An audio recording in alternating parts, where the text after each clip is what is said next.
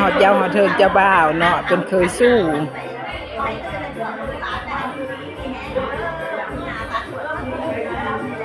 ขอขมาเนาะแปลว่าเป็นเคยสู้อันนี้นะเฮิรนปูเฮิรนหยาเอาไผมาขอขมาเย็บยาวเย็บเฮิรนแล้วเมื่ออยู่เฮิรนเจ้าสาวโอ้โหตัวเมย์ครับสร้างอยู่สร้างกิน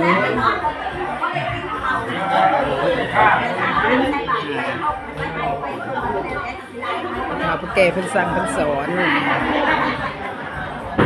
ตื่นทุกเช้าแหละสร้างแปลงเนาะเราเริ่มมาแล้วได้แล้วมีก็เอ็ดเอาแล้วคือโปเม่นะ